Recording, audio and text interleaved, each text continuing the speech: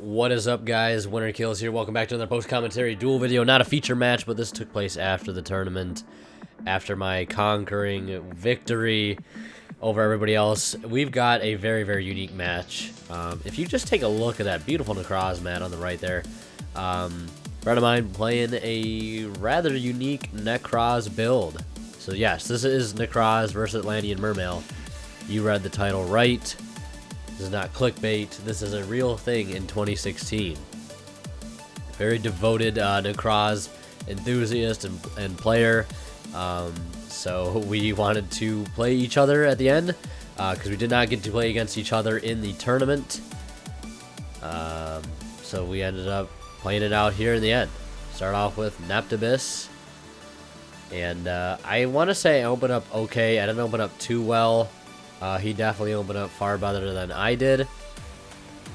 And I could have made more plays, but just the fact that I was going first made them not optimal. And I could have done them, but I decided to hold on to it because I'm like, there's probably no way I can get OTK'd, but that's where I was wrong. Twin Twister discarding the, I forget the name, but the level 4 water spellcaster Nekroz. Adding Clauseless off of that Manju, and then Clauseless being discarded, or no, adding Bryo, discarding Bryo for Claus, Claus discarding for Kaleido Mirror. Norden going to revive that level 4 for freaking Bahamut Shark, completely unexpected, going for totally awesome. Then kaleidoscoping out a Unicorn, sending Herald searching. Now Bahamut Shark will be able to attack because the Unicorn is negating its effects. All extra deck monsters' effects are negated for those of you who don't know what it does. And pitching the Catastor at the end of the combo there just to actually OTK, which was insane. Completely not expecting that, but don't think the deck can do that every turn. He did have some issues in the tournament. He obviously didn't do as well as I did, but still did pretty decent. Losing to Anti-Spell, I think, was one of the biggest things that ended up hurting him. Just because Anti-Spell will fuck over a lot of decks, but mainly Nekroz, because the deck obviously revolves around spells, but so do other decks. And that is the Sorcerer, I think, he banished off that first Gold Sarg, and then that would Foolish the other Nekroz level 4 water that he used in the previous game. Forgive me, I think it's Dan's Princess of the Nekroz, and that is the Great Sorcerer of the Nekroz, but using Gold Sarg to banish another card. He goes with Twin Twister, just because I don't think there's anything else he wanted to banish. I think he ended up siding out that other card he would have wanted to banish. Just a deck then basically at this point might as well just use it. Manju and Clauseless going for Kaleidoscope, and Bryanak being immediately discarded for not quite sure. I think he grabs Valk. He grabs Unicorn, and we'll be summoning that immediately by sending away the Herald. Herald activating its effect to add Valkyrie, or not Valkyrie, the Valkyris, Nekroz Valkyris. More commonly known as just Valk. One of the best cards in the Nekroz arsenal in its history. Same thing with that card right there, Unicorn. As I more agreed and show him one of the cards I'm putting back just as a joke. This is at the end of the tournament after hours of playing, so I was just kind of fucking around a little bit, but hey, we were having fun. So that's all that matters. And that Moray agreed goes off pretty well, and I think, as I say, I don't know if I resolve another one in the same turn. There's Maxi. I discard Dragoons. I'm like, okay. He has a Valk in hand. Playing through Maxi isn't going to help me too much. Because if I can... at this point, I'm like confident I could drop a Moulin on him. And I'm like, oh, I'll just take it out that way. But he's going to be drawing for all the special summons that'll happen along the way. So I was like, yeah, there's no way I really want to do that. Because then my odds of hitting the Valk out of his hand greatly decrease. Switches my taste to defense, but I'm like, yeah, it's probably a better idea if I put it in defense anyways. So I opt to leave it in defense. Don't worry, I just didn't notice that he switched it to defense. I was fully aware, so I just pass after the one of draw off that Maxi. He's got Mirrors engraved that he can use. Well, not quite, I don't think, because you have to control no monsters, I'm pretty sure. Manju will get chaliced, or no, not Manju, Senju will get chaliced. The only thing is I sided in this matchup were 3 copies of Chalice. He went and sided in Maxis and an entire Kaiju engine, I think, so this man was going really hard. Summoning Utopia and then Lightning, of course, being negated, but obviously needs the extra damage to get over Tase's 2400 defense, because Unicorn himself cannot do it. So we'll take 2300 to the face. That Lightning is nothing but a 2500 attack token at the moment, thanks to Unicorn. And now I'm not being hindered by a Max C.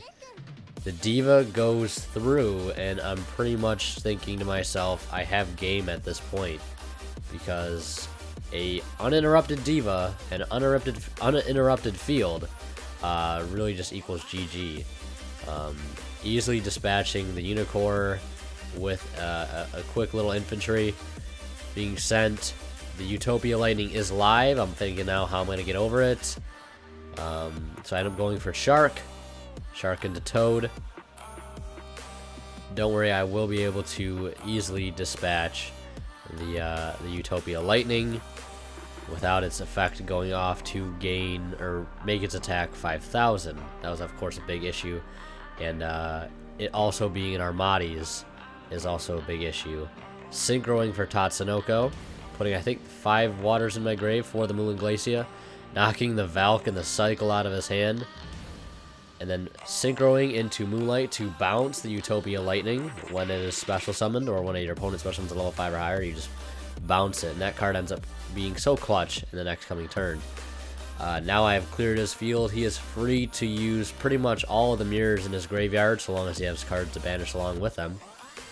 I set a Chalice, ready to stop any Manjus or Senjus, banishing Kaleidoscope and Valkyris, opting not to negate any of those, and banishing Cycle and Dance Princess. So he's going to be able to search 2 mirrors, and I don't think he ends up adding Exo Mirror. I could be absolutely wrong, though. Yes, he doesn't add Exo Mirror. He adds Kaleido Mirror, and I think he adds another copy of Cycle. Yeah, that one, the thing that was so good about Cycle back in the day is that one specials from grave or hand, which makes it like a Monster Reborn at some points, an even better Monster Reborn, because when successfully resolved, you can obviously gain a whole bunch of effects off of it by depending on what you attributed to Ritual Summon. But here, I know he has a level 4 in his hand, and I know he can revive the Unicorn in grave with that, so I have to stop that Cycle, or else I'm going to be in a world of trouble if he gets that Unicorn on field. Uses Cycle from grave and banishes, I think, Unicorn to search an Exo Mirror. Twin Twistering away the set instant fusion, not too worried about that. Manju comes out. It wasn't a set Chalice, but it would have been really helpful if it was. Manju going for Trish. Trish I'm not too worried about, because I do have Moonlight Rose. Of course, Trish will still go through when it is summoned, but it'll immediately return to his hand and leave my field pretty much able to attack into him directly next turn for the most part, besides the Manju. Banishes an infantry out of hand, banishes Bahamut Shark and Tree Toad out of grave, leaving the Moulin and the Moonlight Rose there, and that'll be it for game 2. Going into game 3, a pretty long game 2. I think this match was like the longest match I had played all day. It was like 40 minutes long, unedited. So yeah, I just cannot get over how nice that playmat looks.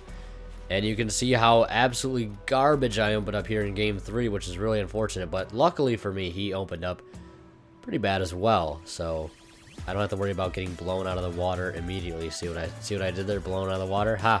Funny freaking jokes I'm making.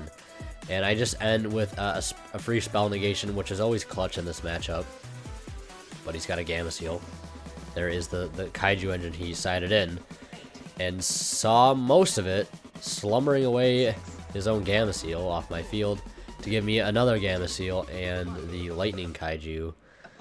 Not sure what its name is. I don't really care to know, but all I know is Gamma Seal, Kamungus, and Jizukiro. There's only 3 that I can remember. And going for the reinforcement of the army. I think he can grab, yeah, Clauseless, Rhoda target, which is absolutely insane. In fact, that card that was ever a row to target is nuts. And then pitching that immediately for a Kaleidoscope. And basically, with Kaleidoscope, he can just pretty much get anything on field that he so desires, because that card is so versatile. Send one from the extra deck to Ritual from your hand. And setting one face down immediately. And we got the Aqua Spirit, and I have to set one. It's a Chalice. Oh well. During standby phase, I changed it to defense. Aqua Spirit came in clutch with that effect twice during the same tournament. Really, really helpful effect. Great card. And he literally can't do anything because of it, and it sort of stalls his play a little bit and leaves me room to play a little bit as well. But I think I end up passing, so ironically not. Switching it back to attack mode. Obviously, I can't, you know, switch it back to defense because it has to happen in standby phase. A Max C for the Teus again. God damn it. Being able to pop that Kaiju that was clutch, get that off the board most importantly. And be able to get a free search here. Again under Max C. But I'm thinking to myself, do I want to play through it? I can normal the Pike, which I end up doing. Discarding Infantry for no target. Adding Gun to my hand, swinging for, I think that is 3,400. And passing back to him without special summoning anymore. Checking his graveyard. Seeing if there are any viable plays. I am eligible to be Trished at this point, but he passes. Ripping the Aqua Spirit from the top of my deck for a Bahamut Shark into Tree Toad to swing in with 22 and 17. It'll be met with a Valk. And I think I negate the Valk one of these times. Although I wouldn't be able to set it because it was not properly summoned. But be able to just stop the Valk would be nice. There's the Dragoons. Summoning another Toad. And he's just slipping deeper and deeper into the Toad pool. And I'll be able to negate one add back in Aqua Spirit to make another rank 4 in main phase 2. Yeah, GG. It was a very interesting matchup though, and I was very glad to be able to play against this deck and be able to share it with all of you guys. Yeah, I just ended up siding triple Chalice in this match, and it was enough to see through to the end. I don't think it ever came up too much. Yeah, see, I decided the Maxi and basically the whole Kaiju engine. And yeah, hope you guys enjoyed the video. If you did, be sure to leave a like and leave your comments and thoughts down in the comment section below. And as always, guys, winner kills signing out. We'll see you in the next one.